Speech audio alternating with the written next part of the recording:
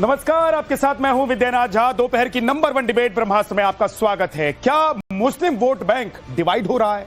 क्योंकि जिन पार्टियों ने मुसलमानों को अपना कोर वोट बैंक समझ रखा था, वो बिहार चुनाव के बाद से बेचैन है। बिहार में तेजस्वी का हश्र और यूपी में समाजवादी पार्टी के भीतर से उठती आवाज बता रही है कि समाजवादी पार्टी हो या फिर इंडी गठबंधन के दूसरे दल, सब हिले हुए हैं। वजह है असदुद्दीन ओवैसी। जिस ओवैसी को बिहार में महागठबंधन ने खारिज किया, उनकी मांग यूपी में होने लगी है। और इतना ही नहीं, पश्चिम बंगाल में भी ओवैसी के लिए महागठबंधन का दरवाजा खोलने की आवाज उठने लगी है, क्योंकि एनडीए को रोकने के लिए विपक्ष को अब मुस्लिम वोट बैंक को अपने पाले में सहेजे रखने में ओवैसी बड़ी चुनौती के रूप में नजर आ रहे हैं। तो सवाल है कि 2026 के बंगाल चुनाव और 2027 के यूपी चुनाव में मुस्लिम वोट बैंक किधर जा रहा है? क्या मुस्लिम वोट बैंक को बिखरने से बचाने के लिए इंडी अलायंस में ओवैसी की एंट्री हो जाएगी? क्या अखिलेश यादव और ममता बनर्जी इसके लिए तैयार हो जाएंगे? आज इन्हीं सवालों पर ब्रह्मास्त्र में डिबेट होगी, लेकिन सबसे पहले एक रिपोर्ट।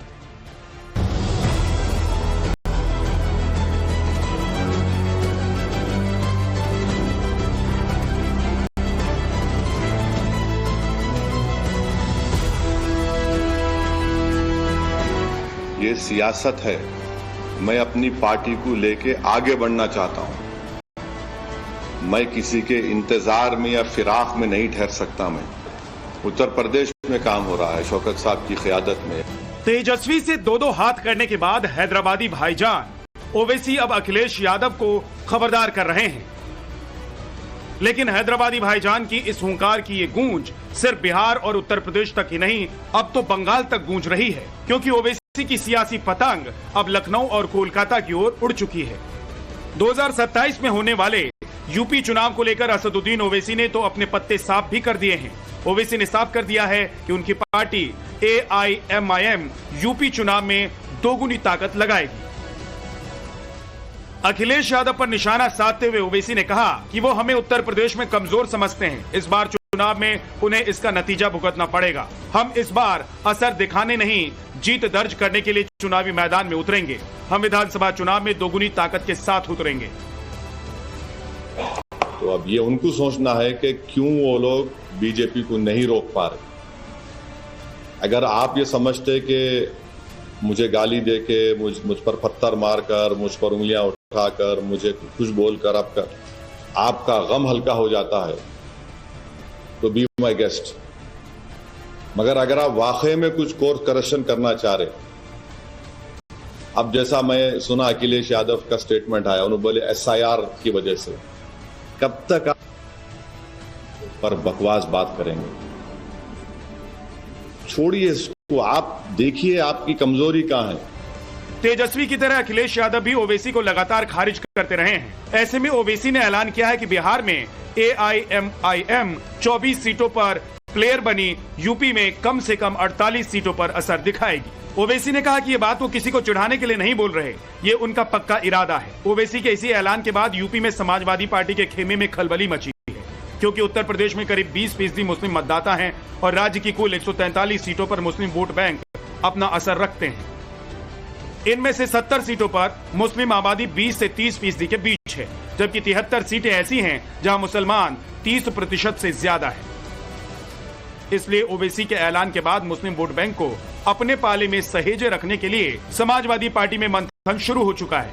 या यूं कहें कि बिहार चुनाव के नतीजों के बाद समाजवादी पार्टी में असदुद्दीन ओवैसी को इंडिया गठबंधन में शामिल करने की मांग उठने लगी।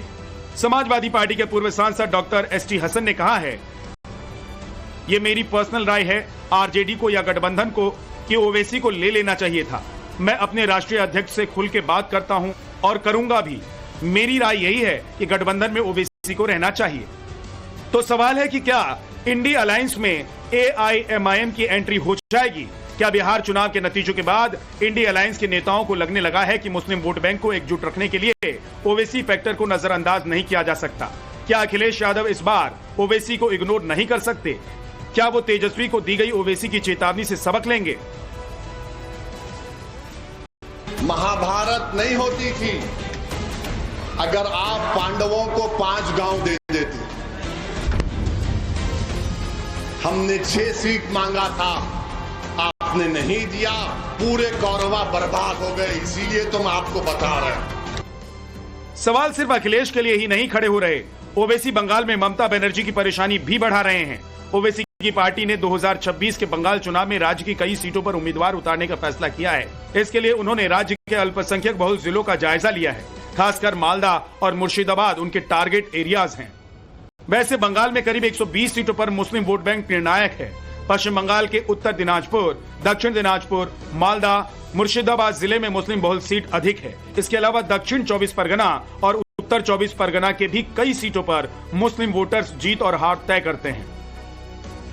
ऐसे में फिलहाल सबसे बड़ा सवाल यह है कि आने वाले बंगाल और यूपी के चुनाव में मुस्लिम वोट बैंक किधर जाएगा।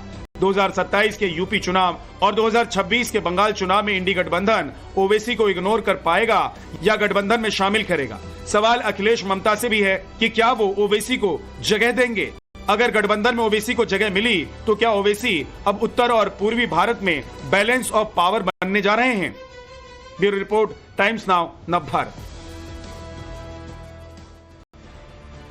क्या असदुद्दीन ओवैसी अब इंडी गठबंधन के लिए जरूरी हो गए हैं? क्या इंडी गठबंधन को यह लगने लगा है कि बिना असदुद्दीन ओवैसी को एनडीए को शामिल किए एनडीए को हराना मुश्किल हो गया है? जिस असदुद्दीन ओवैसी को बूटकटवा, कट्टरपंथी, चरमपंथी, न जाने क्या क्या इंडी गठबंधन के दल कहते रहे, उनके लिए मांग आखिर क्यों उठने लगी है? चाहे वो समाजवादी पार्टी की तरफ से हो, चाहे पश्चिम बंगाल में, क्योंकि 2026 में चुनाव होने हैं पश्चिम बंगाल में, 2027 में उत्तर प्रदेश में चुनाव होने। तो ओवैसी क्या मजबूरी हो गए हैं, जरूरी हो गए हैं? और एक सवाल यह भी है कि क्या अब जो राजनीतिक पार्टियां ये समझ रही थी कि मुस्लिम वोट बैंक पर उनका अधिकार है, वो कहीं इधर उधर नहीं जा सकता है, उनको समझ आ गया बिहार चुनाव के बाद कि उसको संभाले रखना है, तो ओवैसी को अपने दल में रखना जरूरी है, अपने गठबंधन में रखना जरूरी है। आज इसी पर बात करेंगे। विजय शर्मा बीजेपी के प्रवक्ता हमारे साथ हैं, शालिनी अली मुस्लिम राष्ट्रीय महिला मंच से हमारे साथ हैं, रोहित सिंह संयोजक युवा चेतना के हमारे साथ हैं, तारिक खान प्रवक्ता समाजवादी पार्टी से हमारे साथ हैं, इमरान सोलंकी अध्यक्ष AIMIM बंगाल के हमारे साथ हैं, और बादल देवनाथ जी राजनीतिक विश्लेषक और टीएमसी के समर्थक हमारे साथ हैं। आप सभी का बहुत बहुत स्वागत है। तारिक खान साहब, सबसे पहले आप ही से सवाल है कि आपकी पार्टी के भीतर से ही आवाज उठ रही है कि असदुद्दीन ओवैसी को खारिज मत कीजिए, उनको अपने साथ रखिए, नहीं तो बिहार का नतीजा देखा, 26 में बंगाल में और 27 में यूपी में भी झटका लग सकता है। तो क्या आप लोगों को लग रहा है कि जो मुस्लिम वोट बैंक आप जिसको अपना समझ रहे थे वो शिफ्ट हो रहा है, डिवाइड हो रहा है?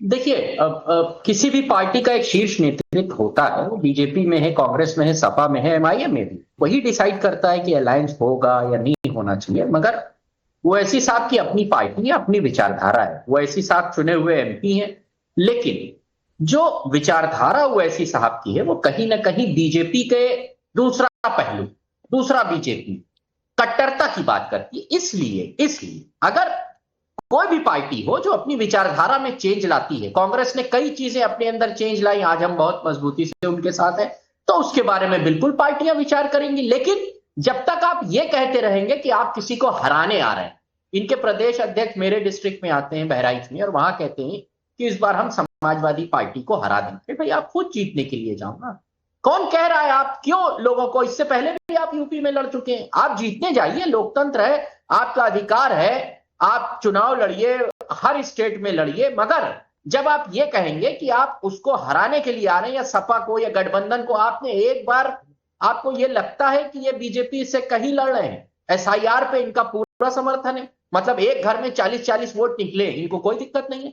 बाहर विदेशी नाम से वोटर ID बने, ओवैसी साहब को कोई दिक्कत नहीं है। हाँ, ओवैसी साहब को दिक्कत कहां है? जो मुसलमान वोट हैं, वैसे ही जैसे कट्टरता भारतीय जनता पार्टी फैलाती है कि जो हिंदू वोटर हैं वो यूनाइट हो जाए, वैसे ये चाहते हैं, तो सेकुलरिज्म कहां बचेगा? फिर इस देश का जो मूल ढांचा है जिसमें यह बनाया गया था कि सभी मिलजुल के साथ में रहेंगे, फिर कहां है वो? अंदर से आप एक और डिवाइड पैदा करना चाहते हैं। तारिक खान साहब, क्या आपको लग रहा है कि ST हसन जो आपके ही पूर्व सांसद हैं पार्टी से, वो सेकुलरिज्म को बचाकर रखना नहीं चाहते हैं, इसीलिए वो कह रहे हैं कि असदुद्दीन ओवैसी को अपने गठबंधन में रख लीजिए? तो एसटी हसन साहब ने खुद कहा कि मेरी ये निजी राय है। मैं नहीं कह रहा हूं कि मत रखिए, मैं विचारधारा की बात कर रहा हूं। अभी फिलहाल उनकी आइडियोलॉजी मैच नहीं करती है। लिंचिंग होती है, अगर लिंचिंग रमेश की होती है या अब्दुल की होती है, दोनों पे सवाल उठाना चाहिए। अब्दुल की होती है तो बड़ा खड़े हो जाते हो, और रमेश की होती है तो चुप होते हो। हम यही तो कह रहे हैं। हमने कहा दोनों में से किसी की भी लिंचिंग हो, गलत हो, वहां खड़े हो जाओ। अब जब अब्दुल के साथ होगा तब तो चिल्लाओगे, लेकिन जब रमेश के साथ होगा तो चुप हो जाओगे। इस विचारधारा के साथ समाजवादी पार्टी नहीं। ठीक, इमरान सोलंकी जी, ये एक प्रपोजल है। हालांकि एसटी हसन के लिए कह रहे हैं तारिक खान की ये उनकी निजी राय है, लेकिन एसटी हसन ने कहा है कि वो अखिलेश यादव से बात भी करेंगे। उनकी बड़ी अच्छी बातचीत है अखिलेश यादव जी से। तो आप लोगों को लग रहा है कि जो पार्टियां या जो नेता आप लोगों को कट्टरपंथी, चरमपंथी, वोट कटवा, बाहरी कह रहे थे, उनके साथ आप लोगों को लड़ना चाहिए, क्योंकि आप भी एनडीए के खिलाफ लड़ते हैं, आप भी बीजेपी के खिलाफ लड़ते हैं, उनको हराना चाहते हैं। एनडीए के खिलाफ, बीजेपी के खिलाफ कोई अगर है तो देश में, तो एक नाम है बैरिस्टर असदुद्दीन ओवैसी। आपने बिहार में देखा, बिहार में महागठबंधन में हमने 6 सीट मांगी थी, इन लोगों ने क्या कहा कि नहीं हम नहीं देंगे सीट। ये अहंकार में थे। तो आज क्या है बिहार में, देखिए आज 3 सीट, एक सीट हम 7,000 वोट से हारे, एक हम 8,000 वोट से हारे, और हम बलरामपुर में 300 वोट से हारे हमारे आदिल हसन साहब।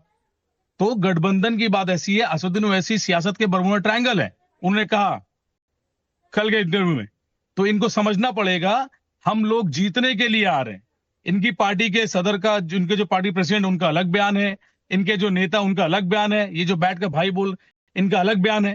तो इनको समझना पड़ेगा असदुद्दीन ओवैसी एकमात्र विकल्प है। जिस तरह बिहार में महागठबंधन ने 6 सीटें नहीं दी, हमने 5 सीट जीती और 3 सीटें हराई उन्होंने। तो ये समझने की बात है कि एमआईएम अभी सिर्फ हारने की और हराने की पोजीशन में नहीं है, एमआईएम जीतने की पोजीशन में भी है। तो आप इसको नकार नहीं सकते हैं। ठीक है, आपको समझना पड़ेगा। बादल देवनाथ जी, आप लोग नकारेंगे या स्वीकारेंगे? बंगाल है, उत्तर प्रदेश है, आपको समझना पड़ेगा। वैसी फैक्टर है अभी। बैद्यनाथ झा जी, सबसे पहले मैं कहूंगा, ये जो बंगाल में जो एसआईआर जो लागू हुआ, आपके चैनल के माध्यम से पूरे देशवासी को मैं बताना चाहता हूं, अभी तक 30 लोग सुसाइड किया और एक बीएलओ भी सुसाइड किया और 2 बीएलओ अस्पताल में एडमिट है। तीसरा बात है, अभी आपने बताया उत्तर प्रदेश में अगले साल चुनाव है, लेकिन अगले साल नहीं, 2027 में उत्तर प्रदेश में चुनाव है, विधानसभा चुनाव।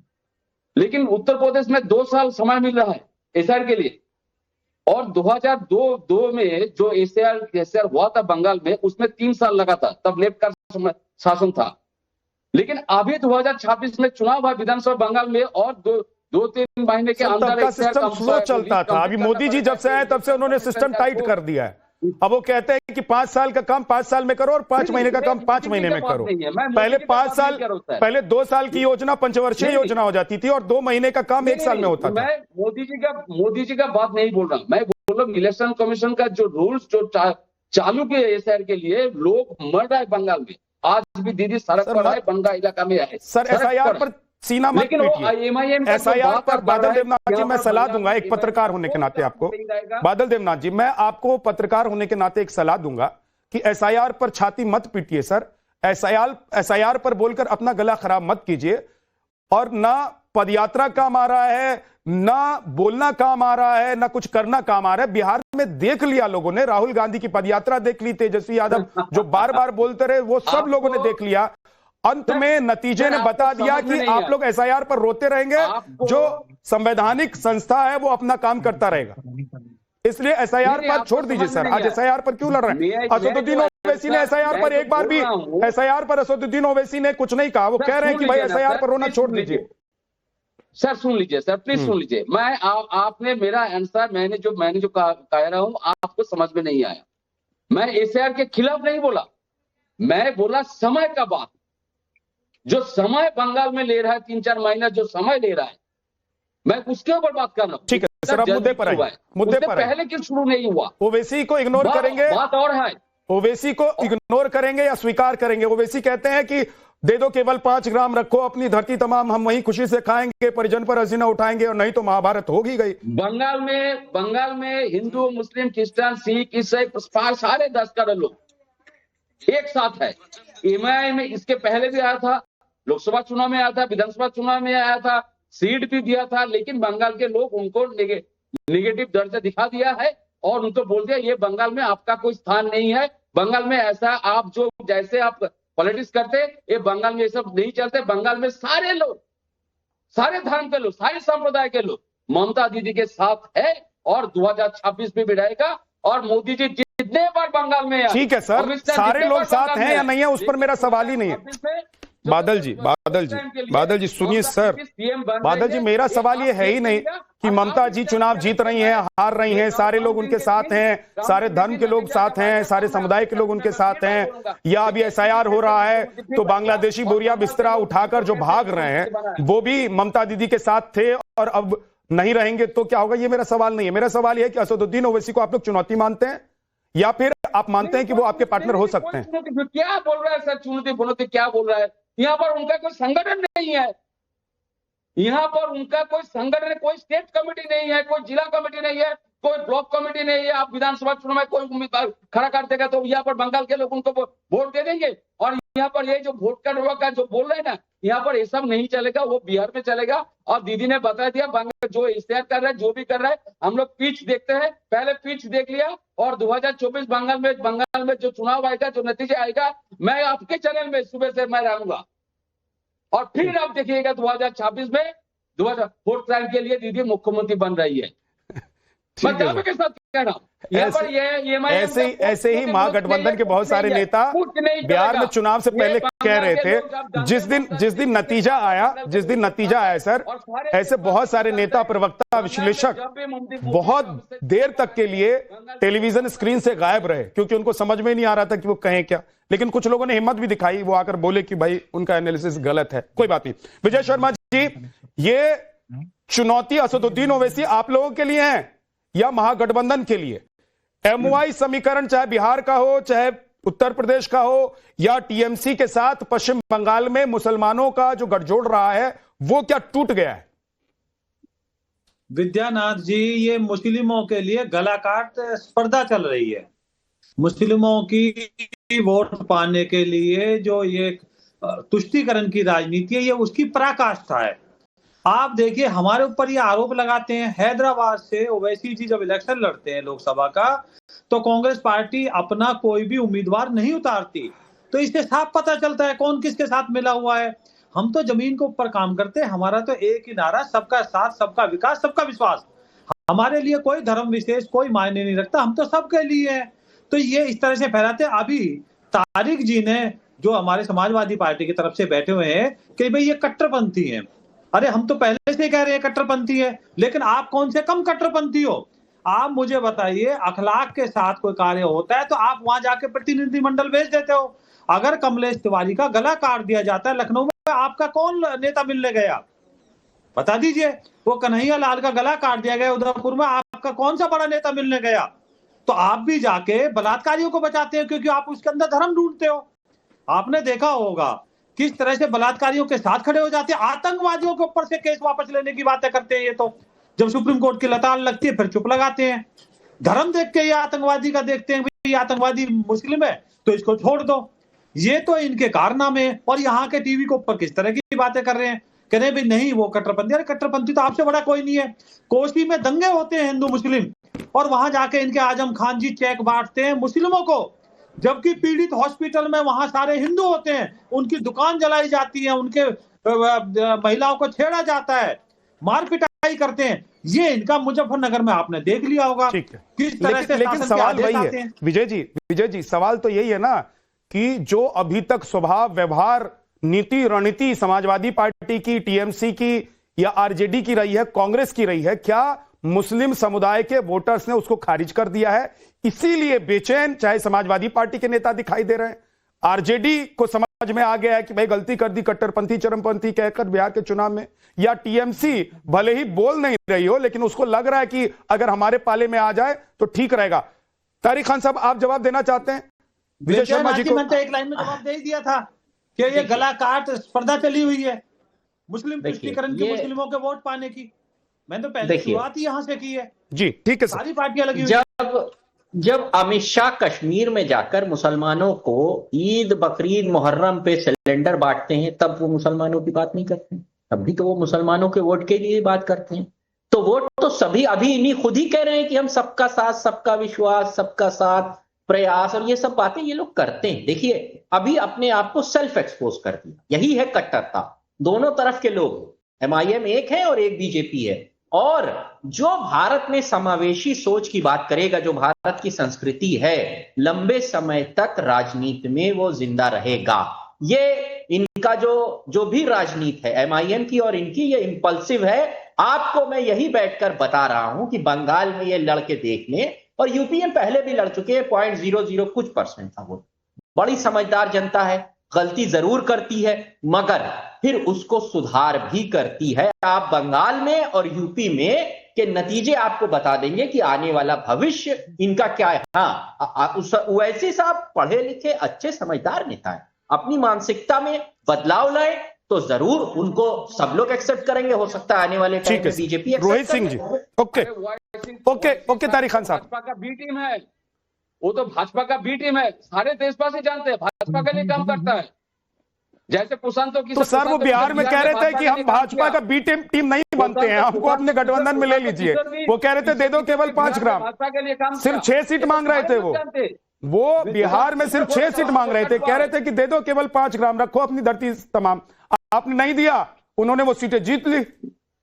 अगर उनके साथ लड़ते तो हो सकता था कि नतीजा कुछ और होता। रोहित सिंह जी, क्या इंडी गठबंधन के दलों को यह लगने लग गया है कि पहले जो कहीं MY समीकरण चल रहा था, कहीं TMC प्लस मुस्लिम वाला समीकरण चल रहा था, वो सारे समीकरण टूट रहे हैं, एक नया समीकरण बन रहा है। मुसलमानों ने देख लिया है कि वोट बैंक के तौर पर वो यूज होते रहे हैं, लेकिन किसी ने उनको कुछ दिया नहीं है। इसीलिए अब ओवैसी अच्छे लगने लगे हैं, या आवाज उठने लगी है कि नहीं ओवैसी हमारे साथ होने चाहिए। और ये वही ओवैसी हैं जिनको कभी ये कट्टरपंथी, चरमपंथी, बाहरी, वोट कटवा, बीजेपी की बी टीम बोलते थे।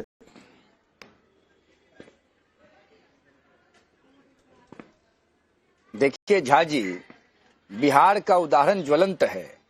बिहार में गंगा महारानी की कृपा से पुनः प्रधानमंत्री नरेंद्र मोदी जी और नीतीश कुमार जी की जोड़ी सुपरहिट हुई है और नीतीश कुमार जी 10वीं बार मुख्यमंत्री बने हैं। जब ओवैसी साहब ने बिहार में लालू यादव जी के राजकुमार 4 सीटें तेजस्वी यादव से 6 सीट का डिमांड किया, तो तेजस्वी यादव जी ने उनके प्रदेश अध्यक्ष से मिलने से मनाही कर दिया, जो किसी जमाने में उनके दल के विधायक हुआ करते थे, और उनको गेट से बैरंग लौटा दिया। रिजल्ट आया कि कांग्रेस 6 सीट जीती है पूरे बिहार में गठबंधन के साथ लड़के, और ओवैसी साहब 20-25 सीट पर चुनाव लड़के 5 सीट जीत कर आ गए। बिहार के मुसलमानों ने इस बात को परखा, जांचा और समझा कि लालू यादव को सपोर्ट करने का रिजल्ट क्या मिला। विधानसभा में नेता विपक्ष के पद पर लालू यादव के राजकुमार दुर्योधन तेजस्वी यादव, और विधान परिषद में नेता प्रतिपक्ष के पद पर लालू जी की धर्मपत्नी आदरणीय राबड़ी जी। ठीक उसी प्रकार अगर पश्चिम बंगाल का मूल्यांकन करेंगे मुसलमानों के स्थिति में, तो तृणमूल कांग्रेस के अध्यक्ष के पद पर बैठी ममता बानो मुख्यमंत्री के पद पर विद्यमान हैं, और पूरे बंगाल को लूटने का काम उनके भतीजा अभिषेक बनर्जी कर रहे हैं। मुसलमान का काम क्या है कि तेल लाइए, चप्पल उठाइए, जूता उठाइए। और इस देश का मुसलमान भी समझदार है। मुसलमानों को ये पता चल गया है कि प्रधानमंत्री नरेंद्र मोदी जी के नेतृत्व में मुसलमान भी सुरक्षित है, क्योंकि जो योजनाएं प्रधानमंत्री मोदी जी देश के प्रगति के लिए, विकास के लिए ला रहे हैं, उसका लाभ देश के मुसलमानों को भी मिलता है। लालू यादव का बेटा ठगा, रोहित जी, किसी का अपमान कर, उसी प्रकार ममता बानो ने ठगने का काम किया है।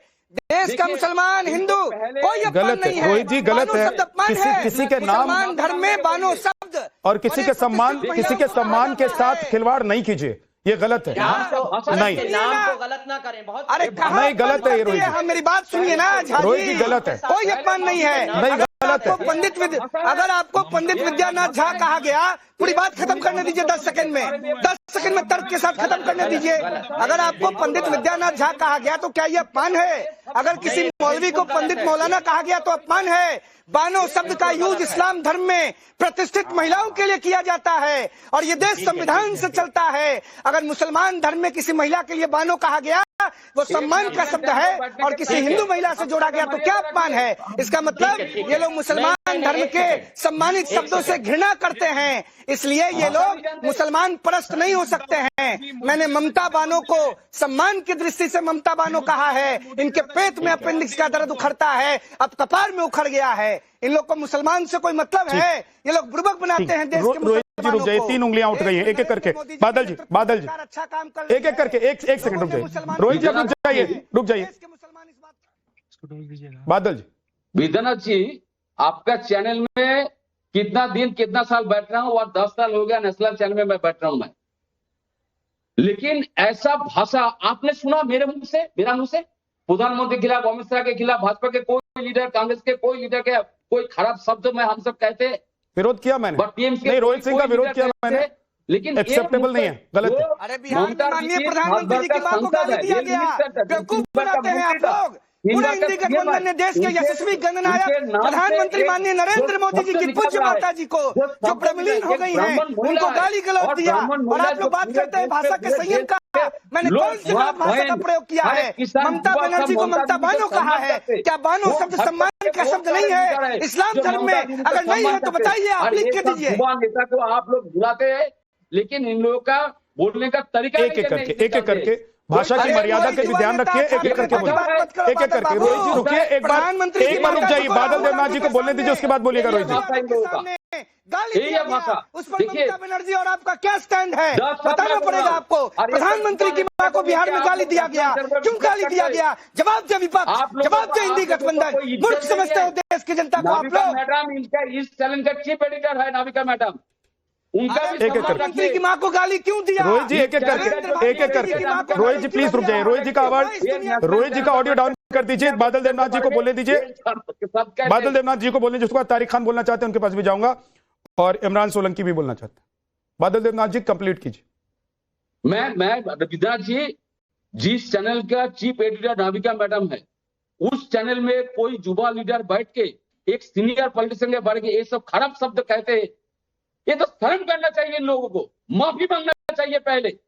कोई हम सब, मैं 10 साल मैं बोल रहा हूँ नेशनल चैनल पर, कोई किसी लीडर के खिलाफ कोई भी लीडर, कांग्रेस हो, भाजपा को, जनता दल, सपा हो, जो भी बोला मैंने, एक भी आज तक नहीं कहा। लेकिन ये सब बादल जी वो डिरेल कर रहे हैं, डिरेल हो रहे हैं। मुद्दे पर रहिए ना, मुद्दे पर रहिए, मुद्दे पर रहिए। तो संबंध है, कम से कम चैनल का संबंध है। सर प्लीज मुद्दे पर रहिए। बादल जी मुद्दे पर बोलिए। माफी मांगने की बोलिए, उनको बोलिए ममता जी के खिलाफ जो शब्द निकाला है उनके बारे में उनको बोलिए, पहले माफी मांगिए।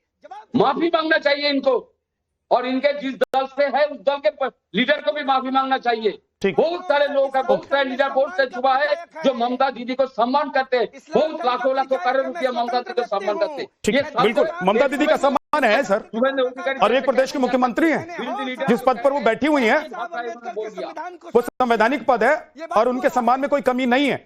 लेकिन मुद्दा यह है कि भाई इंडी गठबंधन में बेचैनी क्यों दिखाई दे रही है, और क्यों ऐसा लग रहा है इंडी गठबंधन के दलों को कि भाई अब ओवैसी जरूरी हो गए। शालिनी अली जी, देखिए बहुत देर से मेरे ख्याल 25 मिनट हो गए, मैं तो बिल्कुल शांतिपूर्वक आप लोगों को सुन रही थी। आशा करती हूँ कि आप लोग भी मेरी पूरी वाक्य को खत्म होने से पहले कोई भी निंदा या कोई भी ऐसे स्टेटमेंट्स ना दें। पहली बात, हम बात करते हैं अल्पसंख्यकों को तुष्टीकरण के द्वारा किस तरीके से गठित किया जा रहा है, चाहे वो बिहार की बात हो, चाहे वो मध्य प्रदेश की बात हो, चाहे वो पूरे भारत की बात हो, और आने वाले जो प्रदेश हैं स्पेशली चाहे वो बंगाल हो चाहे वो उत्तर प्रदेश में हो, इसमें 2 तर्कें हैं, बड़े शांतिपूर्वक सुन लीजिएगा। हमने पिछले इतने सालों में देखा है कि मुसलमानों के बीच में कोई भी ऐसा लीडर खड़ा नहीं हो पाया है जो मुसलमानों को एकत्र करके आगे लेकर चलता है। असदुद्दीन ओवैसी साहब बहुत ही पढ़े लिखे हैं, अफसोस इस बात का है कि वो सही मुद्दों के ऊपर लड़ाई नहीं करते, वरना मैं उनसे कई बार टीवी चैनलों के माध्यम से भी और स्वयं भी बोल चुकी हूँ कि मैं आपकी फैन हूँ यदि आप सही तरीके से मुसलमानों के हित में आगे चलेंगे, मुसलमानों को देश प्रेम और राष्ट्रवाद के रास्ते पे ले चलेंगे और सरकार के विरुद्ध बोलना बंद कर देंगे। हमने पिछले बहुत सालों में देखा है वो जहां पर भी लड़ते हैं, चाहे वो दिल्ली हो चाहे वो बिहार हो, उनकी जो टर्नओवर होती है, वोटर टर्नओवर परसेंटेज होती है, वो काफी बड़ी होती है। येट बहुत से ऐसे क्षेत्र हैं जहां पे लोग इस बात को मानते हैं और उन्होंने इस बात को देखा भी है कि सरकार के विरुद्ध जाकर खड़ा होना आपको बौखलाने वाला एक वातावरण क्रिएट करता है और वो गलत है। आज मुसलमान इस देश में अपने आप को सुरक्षित समझता है, मानता है और है भी। ये बहुत बड़ी बात है। तो अगर आप राजनीति छोड़ के मुसलमानों के हित की बात करते हैं तो ओवैसी साहब को आगे बढ़ने का मौका मिलना चाहिए। बाकी जो पार्टियां हैं उनको इनके साथ में मिलकर आगे बढ़ना चाहिए। परंतु उससे क्या होगा? समाजवादी पार्टी यदि उनको अपने साथ मिलाती है तो वो मुसलमान जो टिकट्स जिनको मिलती हैं और वहां लड़ाई करने का उनको मौका मिलता है, क्या समाजवादी पार्टी उन लोगों को ये टिकट देगी? उसी दौरान बादल जी आपके पास भी मैं आ रही हूँ, ममता बनर्जी के भी राज्य में वो मुसलमानों को टिकट्स देती हैं, तो वहां पर अगर AIMIM आ भी जाती है तो ममता बनर्जी अपने मुसलमान भाइयों को क्या मुंह दिखाएगी?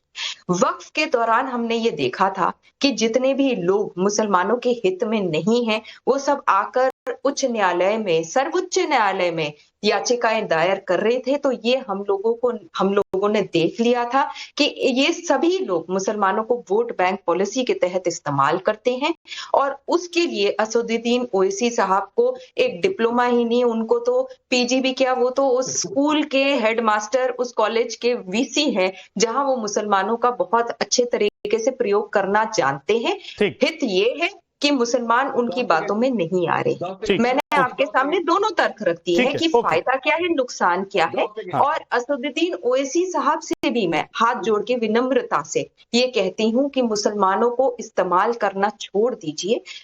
आज हम सब इस देश में रह रहे हैं, इस देश के नागरिक हैं। मैं ये भी जानती हूँ कि पॉलिटिक्स, इमरान सोलंकी जी सबसे पहले जवाब दे दीजिए, उसके बाद तारिक खान साहब मुसलमान समझदार और बादल जी। ठीक है मैम, ओके आ रहा हूं विजय जी, आपके पास भी आ रहा हूं। करने ओवैसी जी इस्तेमाल नहीं कर रहे हैं, मुसलमानों को इस्तेमाल कर रहे हैं ये सो कॉल्ड सेकुलर पार्टियां, जिस तरह बिहार में RJD, बंगाल मतलब आप ये कह रहे हैं कि बीजेपी आपको इस्तेमाल कर रही है?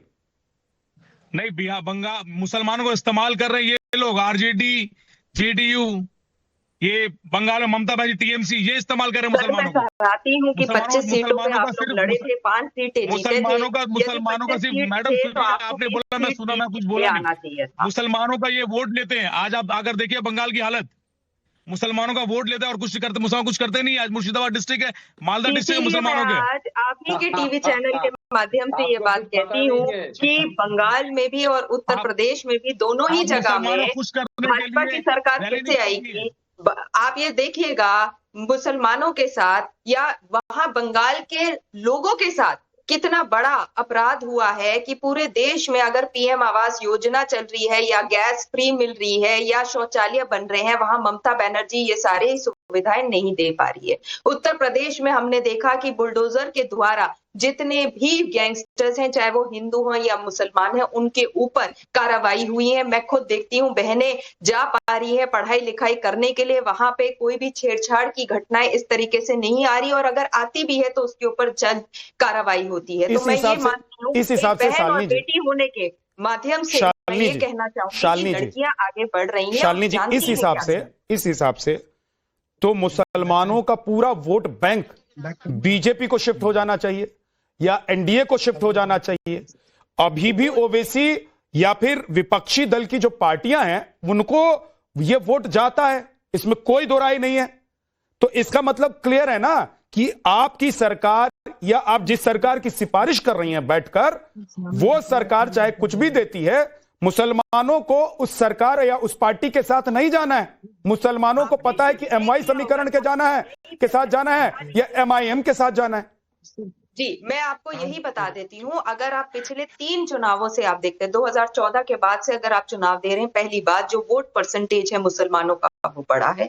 दूसरा, जो वोट परसेंटेज मुसलमानों में बहनों का है, बेटियों का है, महिलाओं का है, वो भी बढ़ा है। तो आज आपने ये भी देख लिया कि अगर बिहार में इलेक्शंस में जहां पे 25 सीटों में असदुद्दीन ओवैसी साहब ने अपने पार्टी के लोगों को किया, वहां सिर्फ 5 वोट मिले, 5 सीटें मिली हैं। और येट आज सरकार वापस आई है, बिहार में बीजेपी और JDU की सरकार वापस इसी वजह से आई है क्योंकि लोगों के ऊपर ये आश्वासन है कि जो सरकार जिस प्रदेश में है, अगर बीजेपी उत्तर प्रदेश में है, अगर बीजेपी मध्य प्रदेश में है, तो सभी को वो सारी सेवाएं मिलेंगी जो सामान्य तरीके से। तारिक खान जी। मैं विद्या भाई, आज मैं खुश हूं क्योंकि जो मुसलमानों को रोज कह रहे थे, आज उनके लिए मुसलमानों के मन में बड़ा प्रेम आ रहा है।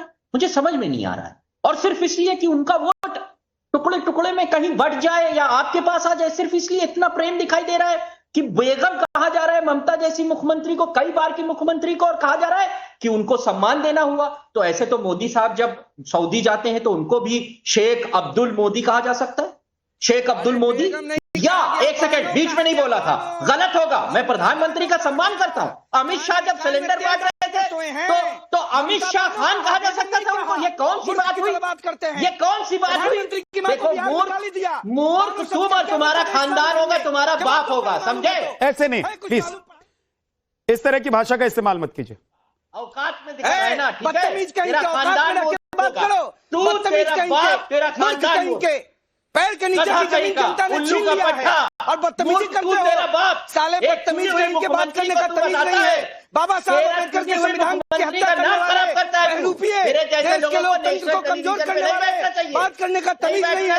ऐसे नहीं, प्लीज आप लोग सीजन पैनलिस्ट हैं, इनको भगाइए ये बात करने की। गलत, बदतमीज कहीं के, नहीं गलत है।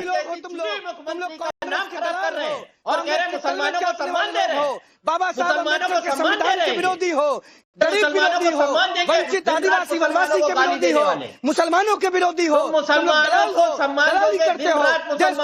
कौन सी भाषा होती है तुम तड़क वाली? भाई आप लोग क्या कर रहे हैं? गरीब विरोधी हो तुम लोग। तारिक खान राहुल गांधी और रोहित, आप लोग ये क्या कर रहे हैं? आप लोग नेशनल टेलीविजन पर बैठे हुए हैं भाई, कि तुम तड़ाक वाली भाषा, ये लठैतों वाली भाषा, ये गुंडों वाली भाषा आप लोग को शोभा दे रहा है क्या? देखिए बदतमीज की तरह क्या कर रहे हैं आप लोग को शर्म आनी चाहिए। मैं माफी चाहता हूं लेकिन आप लोगों को शर्म आनी चाहिए। खानदान बदतमीज है, प्लीज अपने सीमा में रह के बात करो। प्लीज, लोकतंत्र और अम्बेडकर जी के विरोधी तुम लोग हो, गरीब विरोधी तुम लोग हो, देश को कमजोर करने की मुख्यमंत्री रहने वाले लोग तुम लोग हो, पाकिस्तान परस्त तुम लोग शुरू कर दिया के साथ शुरू कर दिया। मेरा नाम तारिक खान है ना, तुम लोग जिन्ना समर्थक लोग हो, तुम लोग जिन्ना के साथ रहने वाले लोग हो।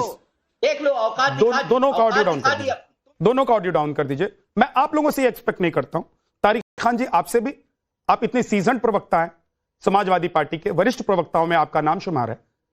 और रोहित कुमार, आप अच्छा बोलते हैं लेकिन शब्द की मर्यादा जब आप भूलते हैं तो सच सामने आ जाता है। लोगों को पता चल जाता है कि आप लोगों में पेशेंस नहीं है, बर्दाश्त करने की क्षमता नहीं है। क्या करते हैं आप लोग? विजय जी, आप कुछ कहना चाह रहे हैं, बोलिए।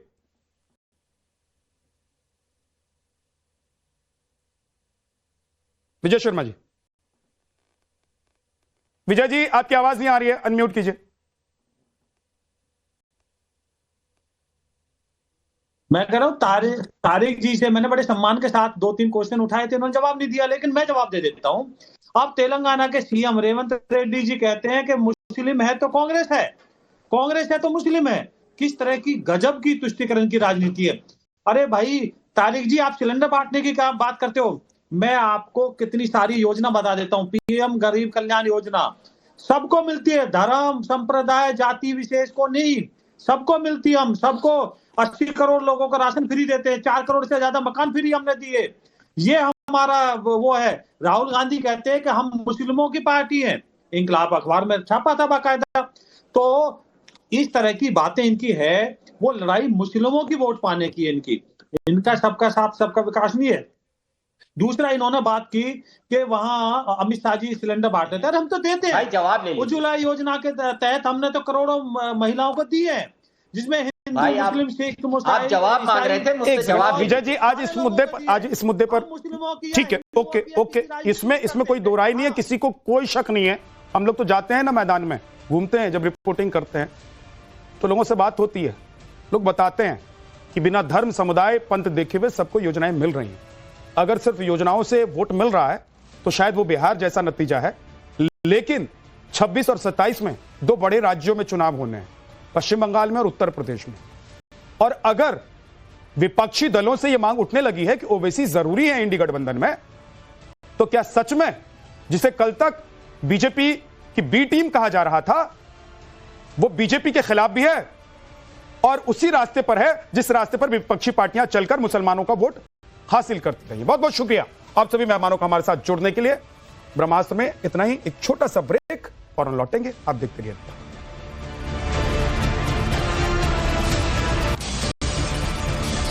गोल्डी